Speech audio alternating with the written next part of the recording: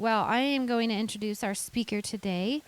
It is my husband, actually, and I know every chance he gets, he always tends to brag on me, but I just want to brag on him for a minute because I'm really just thankful for him. We just had our sixth baby, and I've just seen the way he's really laid down his life for our family and taking care of us, and I'm just thankful for him. And he's a godly man as well. So I appreciate him, and I'm excited to hear what he's going to share with us today. So if you would please help me welcome Pastor Matt.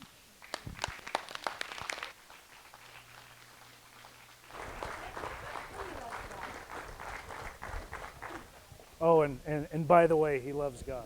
So there's worse things in the world than being called a good father, a good husband, and whatnot. So you guys, this side can sit down. This side, you're on top of things. So, all right. Well, it's a pleasure to be with you guys today.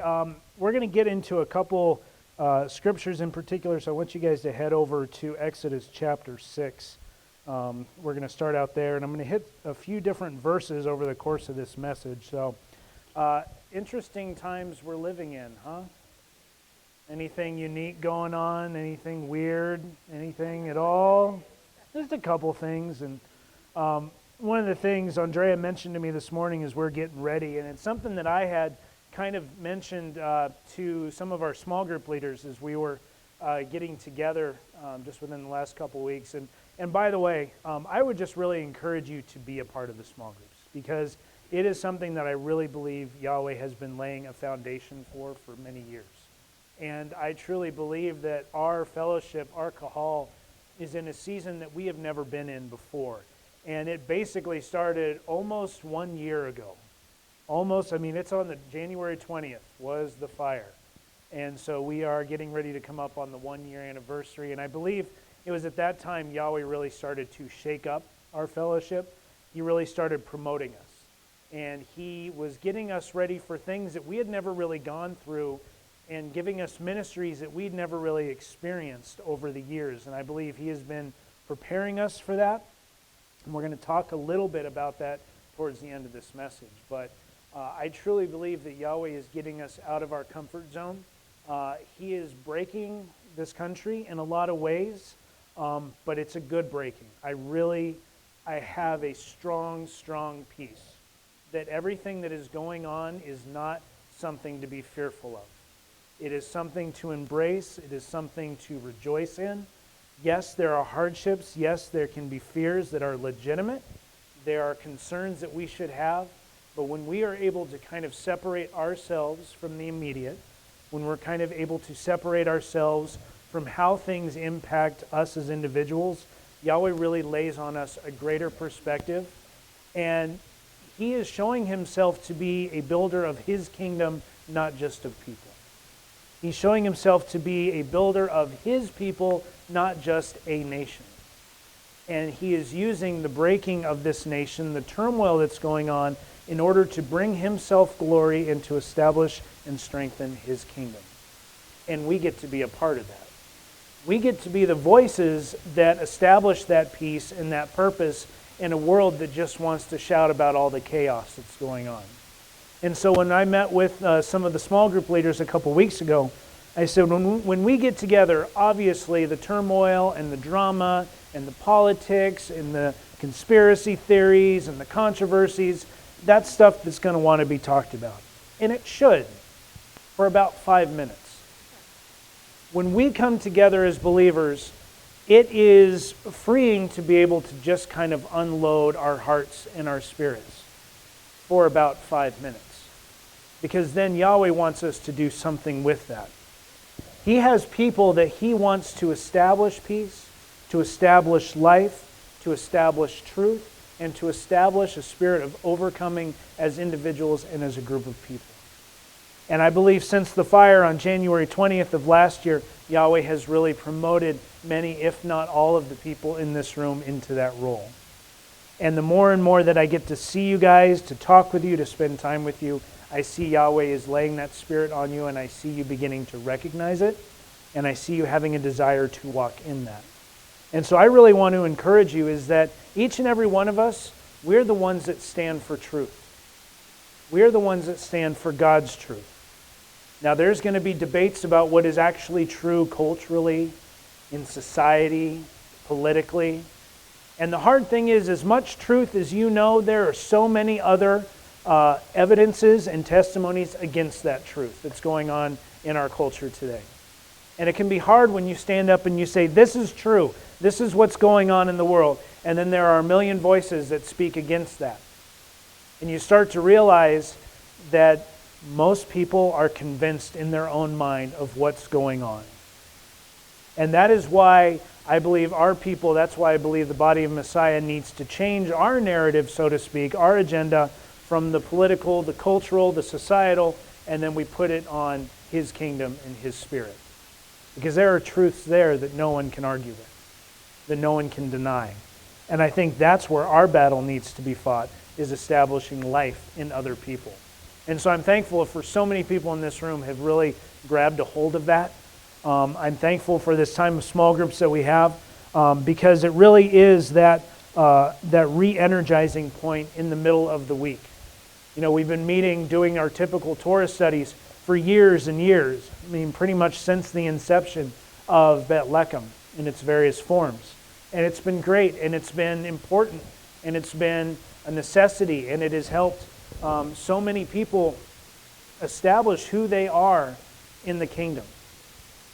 But I believe that we, as bodies, as a body, and the people in this room, we have been established and we have been promoted, and it's time to do something with all of the experience and the wisdom and the life and the overcoming that Yahweh has given us. And if you're not there, that's okay.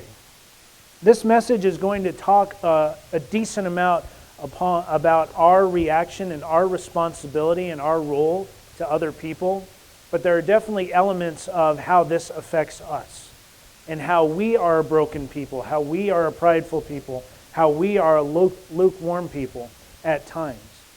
But Yahweh's calling us to be something more. So this message is going to be hopefully just some practical application, and I'm going to give you guys just a chance to share some tips, some experiences, some encouragement for the rest of the body. When you look at this Torah portion, you start seeing that there are several different kinds of people that Yahweh is reaching out to and that He is trying to minister to. A lot of times we just look at the world and who God is reaching and we just call it the lost. God is calling us to reach the lost, to go out and make disciples of all nations. But when you really look at it and when you start paying attention to the people, to the ministry field that Yahweh's given you, whether it is an official ministry platform like this, or whether it's just to your neighbor, or just to your friends, or your family, or your job, or whatever it is that there are different places that different people are at. And when we really desire to build up God's kingdom, when we really desire to see it built up in strength and in numbers, and when we really desire to see people overcome and have life, it is important for us to pay attention to who it is that God has put in our life. Because a lot of times we have an agenda when we want to go preach, when we want to go share life. We want to establish, I'm going to share the gospel this time, I expect good results, I expect people to get saved, and I expect my church to grow. A lot of times that's the agenda that we have. But in reality, as priests, as ambassadors for our Messiah, our only agenda should be Him glorified and to see as many people come into a real relationship with Him. Whether that is a relationship for the first time or a relationship that has been ongoing for 60, 70 years that is wavering and needs to be strengthened. That should be our only agenda. And when we reach out to people, it's important to recognize what they are dealing with. Because how many of you over the course of this week have felt broken over something? You felt downtrodden. You felt burdened. You felt enslaved. You felt fearful. Most of us have, if we're honest with ourselves. But how many of you have had, at some point during the week, a sense of just having it all together, to having life figured out, to having those moments where it's like, yeah, I'm good. I'm having a good week. I have everything I need. We all have those moments too. And then we also all have moments where we're just, We're just dealing with stuff, don't really care all too much, just kind of going through the motions. If that's us as individuals over the course of the week, why should we expect any different from the people that we encounter on a daily basis? You can talk to one person one day and they're just doing fantastic. You can talk to them the next day, they're down and depressed. You can talk to them the next day, they don't care about God. You talk to them the next day, they hate God. You talk to them the next day, they love God. And then the next day, they don't want to talk to you. It wavers. People waver. People go through different seasons. And if we expect to be a people who really want to minister sincerely and effectively to other people, then we need to be aware of that. Because we need to be aware of where we're at on a daily basis. Have you ever woken up and you just say, oh boy, I'm in one of those moods. It's just going to be tough. I'm really going to have to battle to put a smile on my face. I'm really going to have to battle to have some degree of life and hope. And then you've had other days where you just can't wait to get up because you know awesome things are going to happen. And then there are going to be other days you're going to wake up and you feel like, man, I'm just pretty darn awesome. I got a great family. Got a great spouse. My job is fantastic. You know, I'm so smart. I'm so good looking. That's how I feel so many mornings. But we waver back and forth. So I want to talk about just our approach to ministry, to people. Not necessarily as an official ministry platform, you are signed up for this list of this kind of service, but just when you walk out of here and you go see people, you go hang out with your friends or family afterwards, you go to your job if you are blessed to get out and actually go to an office and see people. I haven't seen most of my coworkers for about 3 or 4 months. I like my coworkers. I actually got to stop in the other day and everyone's like, Matt, how you doing? I'm like, how are you doing? It's great. It's like, okay, see you next month. So in our office, we have a little whiteboard. And whenever one of us goes into the office to pick up a car or a piece of paper, we just write, I was here, such and such date. I'm still alive. You know, one of the ladies in my office, she ended up with COVID. And she came into the office and she wrote down, I made it. So if you're blessed to be able to go out and see people and talk to people, hopefully this message is some degree of encouragement and just a challenge for you. And again, also keep in mind a spirit of introspection, because I think we are those people as well. So let's start off, let's get into Exodus chapter 6. As I was reading through this Torah portion, and as I was praying about it, Yahweh laid on my heart 3 different kinds of people. 3 different situations or statusi, whatever the plural of that word would be, that we all go through. My daughter's smirking at me, shaking her head. Parents, you have a preteen daughter who you say something and they get the eye roll. I don't ever get that from my daughter. She's just fantastic all the time. But we have multiple different statuses, I think, in this Torah portion. So the first one, if you read in Exodus chapter 6, verse 9, Moses is going to Israel, and he's talking about all the things that Yahweh is going to do. And he says in verse 9, Moses reported this to the Israelites, but they did not listen to him because of their discouragement and harsh labor. They were in slavery, and they had pretty much at this point given up the idea that Yahweh was going to save them. But as I was reading this, I went back to last week's Torah portion. And it is just really funny that if you look at chapter 6 and verse 9 in particular, they just gave up. All of Israel gave up. But at the end of chapter 4, when Moses first goes to Israel and he goes to the leaders, he starts sharing similar stuff, that God has not forgotten them. And so in verse 29, chapter 4, Moses and Aaron brought together all the elders of the Israelites, and Aaron told them everything the Lord had said to Moses. He also performed the signs before the people, and they believed. And when they heard that the Lord was concerned about them and had seen their misery, they bowed down and worshiped. So here's a people that have been enslaved, that have been beaten, that have been downtrodden, that are just, miserable. God has forgotten them. Moses and Aaron come in, they throw down a stick, turns into a snake, and they're just all sorts of excited. They believe that Yahweh cares for them, and they're excited. They worship God. They bow down. They recognize this is it. This is the culmination of all the promises that God has made to us over the years. This is the culmination of all the promises and the covenant that Yahweh made to the patriarchs before us. One of the things that was interesting to me over the course of this study is, at this point, up until now, Yahweh has been dealing with individuals. He's been dealing with family units. All throughout the book of Genesis, it is the accounting of God spoke to this person, and this person, and this family. And there were elements of saying, yes, I'm going to have a people in the future, but God's dealings at that point were with individuals. This is really the first time where Yahweh came and said, okay, you bunch of individuals are a nation, and now I am going to deal with you as a nation. I think that's part of it, as I was looking over the Torah study and as I was thinking about it, is that Yahweh had made covenants with Abraham, Isaac, and Jacob, and it says in there that I didn't make my name known to them, but now I am.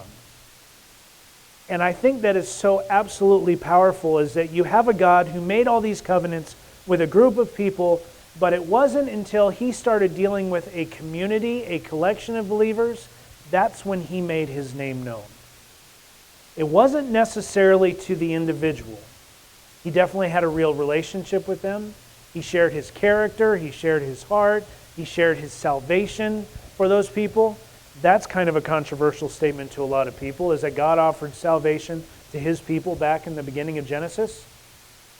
There is salvation all throughout Genesis. There is mercy. There is grace all throughout the book of Genesis and the entire Torah.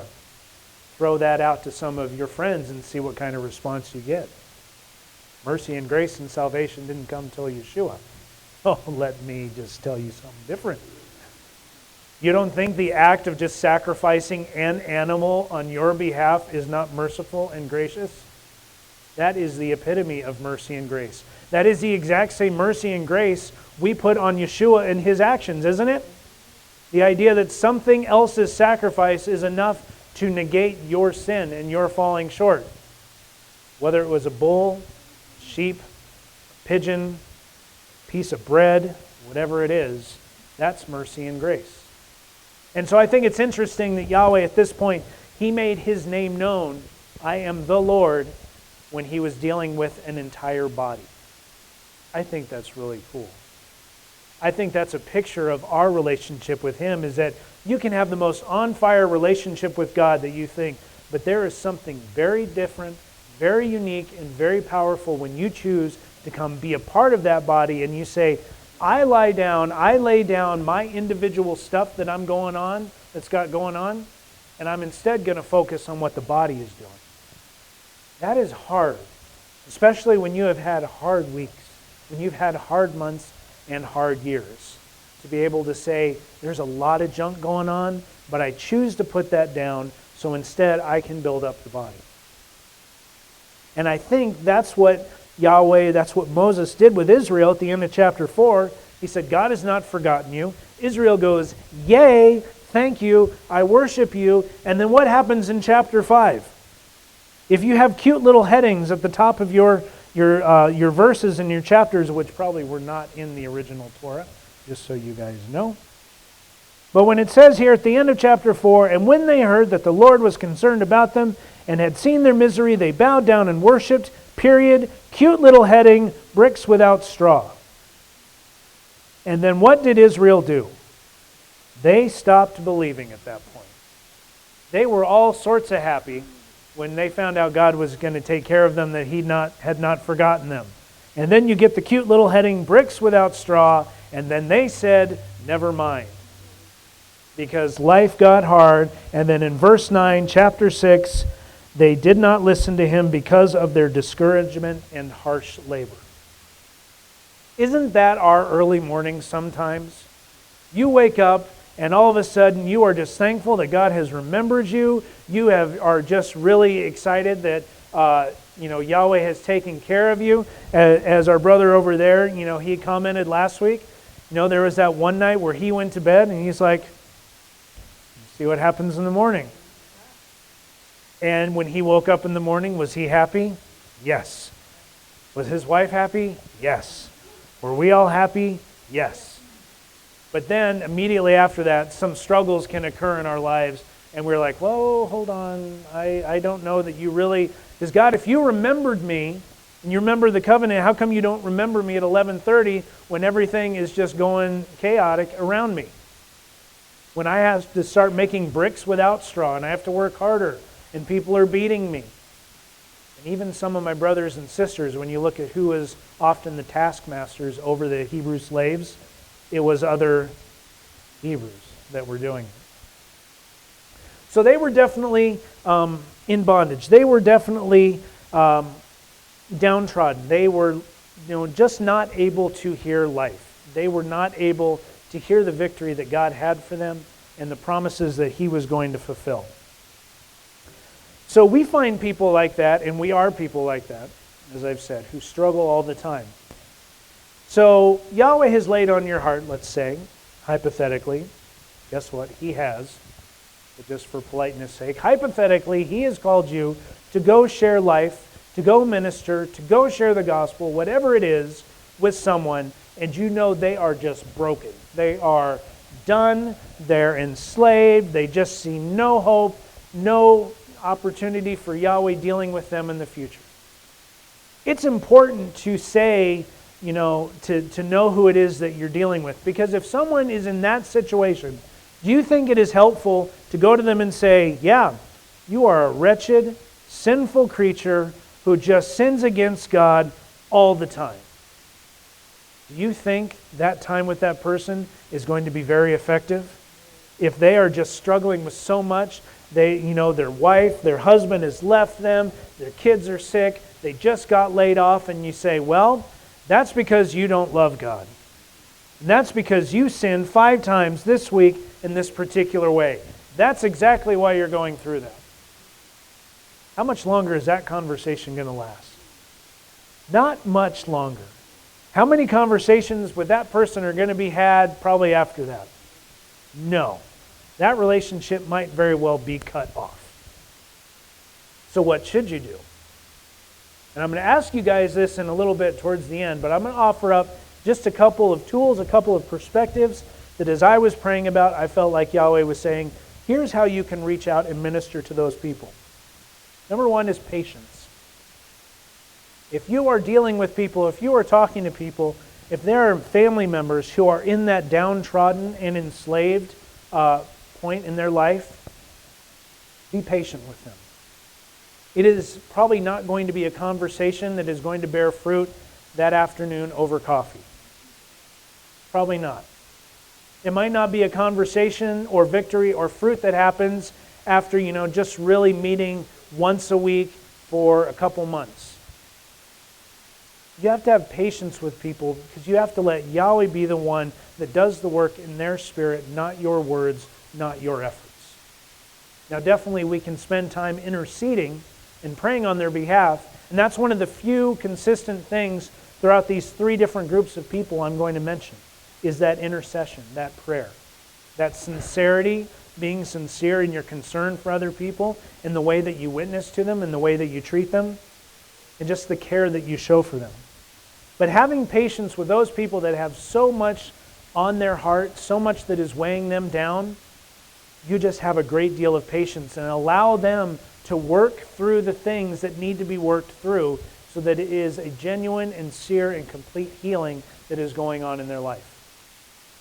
And you have a great deal of empathy for that person. Empathy means I'm going to feel this with you. Sympathy means I'm sorry you're going through that. Empathy means I too know what it's like to go through all this junk. And I know you're hurting, and I'm hurting for you because of this. I have been there. Sometimes I still am there. And so I want to just come and I want to be that person that can really support you and lift you up. And that's where Israel is. And so what Yahweh did, what Moses did, and how many times did Moses intercede on Israel's behalf all throughout this thing? It's amazing. But he continued to lift them up. Yahweh was so incredibly patient with Israel, wasn't he? I mean, how many of us, if we were God, that we would have just ditched Israel a long time ago. I feel like if I were God, Noah, that's it. We might not have even gotten to Noah. It might have just been, nope, never mind. I'm going to be the God of, the birds and the gazelles and all sorts of stuff. That's about all it's going to be. So God shows the ultimate patience there. So if God has called you to reach out to someone, to have a relationship with someone, recognize that they might be in that place of being enslaved to different kinds of sin, to fear, to sadness, to whatever it might be. And so when you begin to enter into that time, that relationship with them, be aware of who that might be, that they might be in that place. Also in this Torah portion, you see Pharaoh. Now Pharaoh's got it going on, right? Pharaoh pretty much has nothing else that he has to worry about. He is the king over the most powerful nation, and essentially that makes him God in his eyes and in the eyes of millions of people or thousands of people, however big Egypt was at that point. It's one of the most majestic civilizations you've ever seen throughout history. He had it all figured out. And then Moses comes to him, and he starts just laying these things down. Well, there's this other God, and he wants to take care of these people, not the Egyptians, not your people. Isn't that kind of a slap in the face to a man who considers himself God? That this God of the entire universe comes and says, I want to care for my people, and by the way, it's not you or yours. It's these people that you have enslaved. The weak ones, the ones that you think aren't worth anything, those are the people that I want to take care of. That is a slap in the face to Pharaoh. It's like no wonder he got bitter and started having that hard heart. Exodus 5:2, but Pharaoh said, who is the Lord that I should obey his voice to let Israel go? I do not know the Lord, and besides, I will not let Israel go. He's basically saying, so what? I don't need God. I don't need this kind of drama going on in my life. I have no needs. I can't get much greater than I am. I am pretty darn successful in everything I do. Why do I need God in my life? Have you ever known people that are like that? So would it be helpful if you went to this person who has everything figured out, who is the most powerful, they're your boss of a major company, they're excited, they know everything, they have huge power. Would it be helpful to go to them and say, God has amazing things for you. He has promises of life, of victory, of prosperity. Do you think many people who are successful bosses are going to say, oh, yes, I need more victory. I need more wealth. I need more prosperity. They're going to say, no, I don't need that because I have everything. Why do I need a God to give me all these great things when I already have all these great things? So it's kind of important that you recognize that if you're going to share with your boss, which is that involves a lot of prayer, that involves a lot of discernment, that can be a hard thing. There's a lot of tact that has to go with that, a lot of prayer, a lot of just seeking Yahweh's Spirit to find out how He wants you to deal with that. So how do you approach someone like that? It's interesting because we always talk about the lukewarm, and we're going to get into this passage here in a bit. The lukewarm, we kind of have this, and this is how I was up until this week, is that the lukewarm are just the ones that don't care. They really just don't care. Because what do you associate with lukewarm? You are neither or cold. Isn't that just the picture of apathy? But what it says here in Revelation 3, he's talking to one of the churches, Laodicea, so because you are lukewarm and neither hot nor cold, I will spit you out of my mouth. Okay, we get that. That's kind of what we associate lukewarm with. Because you say, I am rich and have become wealthy and have need of nothing. I think that is just a whole different picture of lukewarmness that I'd never seen before. Lukewarmness to me was, God is neither good, He's neither bad. Kind of, to me, like a lukewarm person was an agnostic, if you know what that is. Maybe a God, may not be a God, who knows? Maybe to the point of being what's called a deist, which means I believe that there is some higher power, and that's it. But in reality, I'm starting to look at this whole idea of lukewarmness and I need to be careful with this, pray about how I say this and what it means. In a lot of ways, that idea of being lukewarm, and especially as it's communicated here, almost kind of gets into atheism in a way of like, I don't know if God exists, probably not, because I've got everything figured out. I don't need a God, don't necessarily believe in a God. So that was an interesting twist for me of the whole idea of lukewarm, not just being someone who doesn't care, but someone who's got it all figured out and has no need for Yahweh. So how do you deal with people like this? And again, I'm going to ask you guys in a bit what tips, what tricks, what approaches you guys have experienced over your years in ministering to people. So if you have someone who's got it all figured out, who seems like they don't need anything, get to know them on a personal level, something deeper than all of the blessings that they have. Don't just sit there and indulge like, oh, you have this many houses, and you have this car, and it's wonderful, and aren't you so blessed and well taken care of? One of the things that I was thinking about, and as I was doing my study this week and reading different accounts, is Yahweh hit me with the fact is that He came not for the healthy, but the sick. It's not the healthy that needs a doctor, it's the sick. So many people, when they are sick, you can't tell. I have a coworker who just dealt with cancer and just beat it. She had no idea she had it. Because she was great. She was doing well. You just went in for a random exam. It's like, oh, by the way.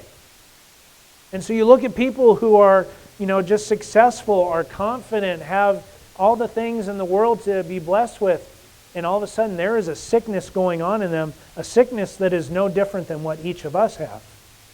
And so what does a doctor or physician have to do to figure out if you are sick or if you're healthy? They have to diagnose it. How do they diagnose it? They ask questions. They do tests. They do little experiments. They don't just look at you and say, oh, you look fine, we're okay. As believers, as someone who wants to share life, truth, or befriend people, to share the gospel, whatever it might be, you've got to take the time to ask some questions. You've got to take some time to get below the surface and find out what's really going on in their life. What kind of sickness is there that you don't even know about? Because that successful person may say, I don't need God, I'm fine. But as you start to probe, as they start to share stuff, they realize that they have needs, that they have holes, that they have brokenness, that ordinarily might not come out had you not taken the time to start digging into their life. And you do it with sincerity. You don't just go in there and say, gosh, those people got it all figured out, but I guess I got to speak to them. I guess I got to do something. You have a care about those people. Is it hard sometimes to share life with people who have a better life than you? Yeah. I don't want to go and spend time with someone who has a better life than me and tell them about how their life should be better like mine. That's hard. But Matt, you have a $3,000 Pontiac. Zach totally just insulted my car this morning. He just said, oh, it's like some little Pontiac or whatever. I'm like, that's a great car. That's a fantastic car. How hard is it for me to say, look at my little Pontiac and you've got this Corvette? Wait till it snows and he's just sitting there doing donuts all over. I can't go. And all of a sudden I pull up with the truck. I'm like, ah. If people are truly sick and need healing, you need to ask questions to diagnose what's really going on. That's how you can kind of reach out to those people. And then the third that I just saw through this, not so much scriptural evidence in this particular Torah portion, but just because this is how I tend to be. I'm kind of an ignorance is bliss guy, as many of you know. That's kind of nothing much really rattles me that much. If I encounter some sort of hardship in my life, this too shall pass. I'm not going to give a whole lot of energy to it. But the downside of that is when there's really good stuff in my life, I can be kind of like, this too shall pass. Just kind of a not getting so caught up in what's going on. And so there are people that you will encounter in your life that just really don't care either way. How frustrating is it to go and share the gospel or share life or give encouragement or give challenge to someone who's like, I don't really care. Like, you want to see some conviction. You want to see some change. You want to see some gumption in their life. And it's like, if I'm going to take the time to get out of my comfort zone and share life with you, I want some sort of response. Like, let me know that this is important to you. And then they don't care. And it's like, well, why am I bothering to waste my time? Why am I going to invest time in this person if they just don't care whatsoever? Zephaniah 1:12. How many of you have ever read the book of Zephaniah? How many of you didn't even know there was a book called Zephaniah? A couple of years ago, we went through the minor prophets during our Torah study. It was really great. We got into Habakkuk, we got into Malachi, we got into all sorts of stuff. I was waiting to see who picked up on the famous Italian prophet.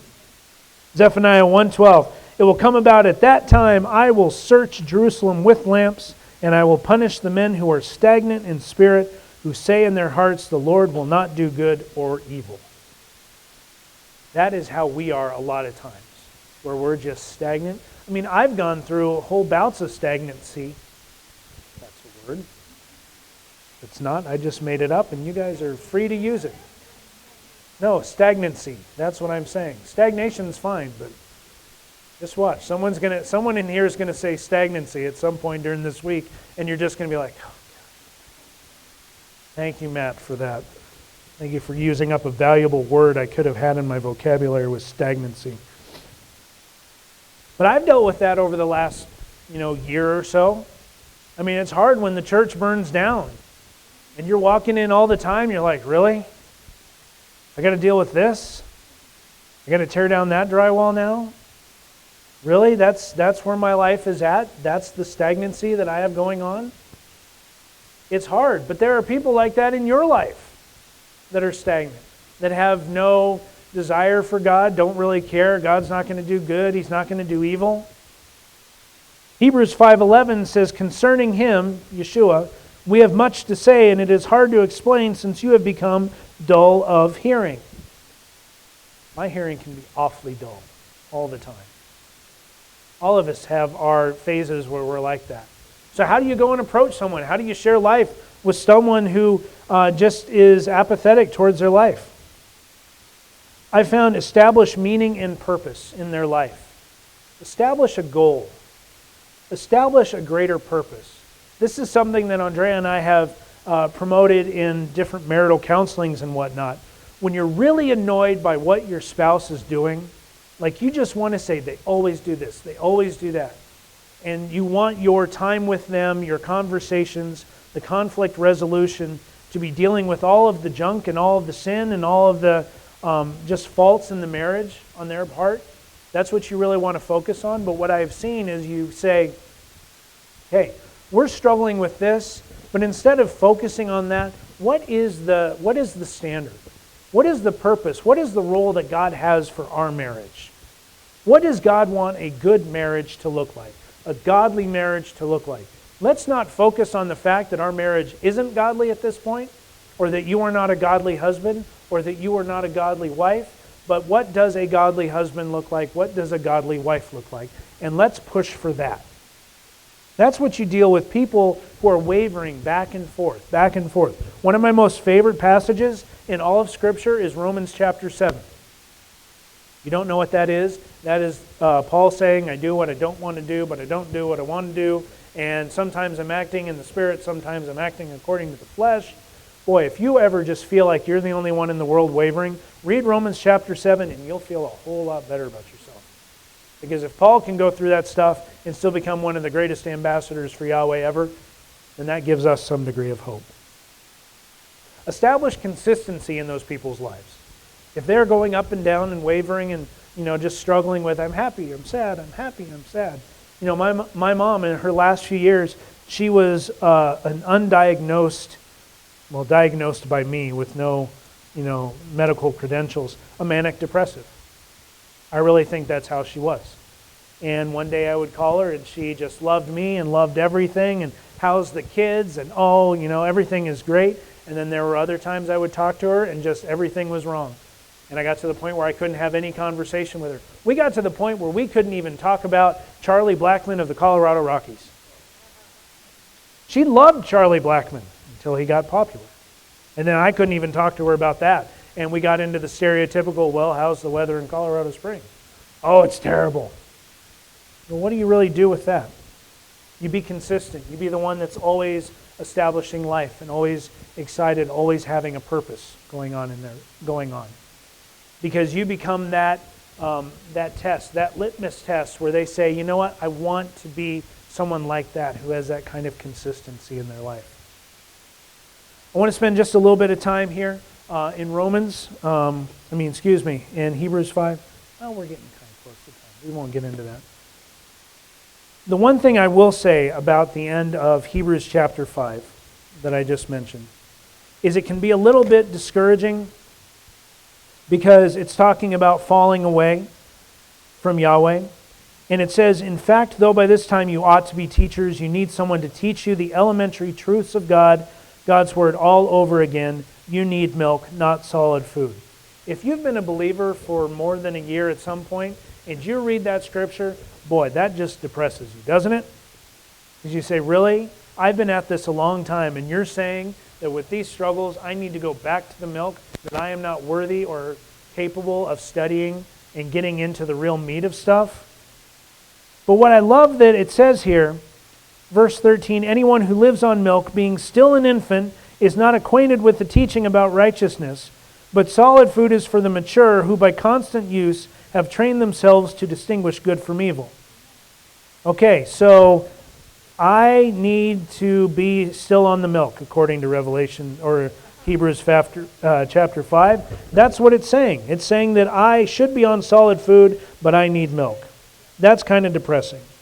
But then you get into the beginning of chapter 6, and I love this because it's a quick transition. It says, therefore, let us move beyond the elementary teachings about Christ and be taken forward to maturity. It is a matter of a simple choice, really, of whether you want to stay on the milk or whether you want to move forward into the meat of your relationship with God. It doesn't say in here, okay, you've been on the milk and it's going to be a 3-month weaning period. It's just saying, let's move on. And that's where we're at. And I think for all of us who legitimately and sincerely we struggle with our relationship with God and how vibrant and real it is that there comes a point in time, and maybe it's even as I'm saying these words, where you can say, yeah, I've been the one that's been on the milk. I've been the one that's stagnant. I've been the one that just is not really grasping the greater things of God's kingdom. That you have the ability, not just because of how awesome you are, but because Yahweh's Spirit's in you saying, okay, let's turn this thing around. Let's just move forward right now. You know how you develop constant use of these practices? You got to start with doing it once. If you had already been doing it, you would have already be doing constant use. But if you feel like you're not consistently using the truths and the life Yahweh has for you, and you want to be doing that consistently, do it once. And that's what begins the whole process. So for this body, and I think so many people in here that I know, you guys are at that point where you guys are on the meat, where you guys aren't satisfied with the milk anymore. Well, Tessa's satisfied with the milk. She's cute. We don't blame her. But we are at that point. And I'm not going to say anymore, we need to do this, we need to do this. We're there.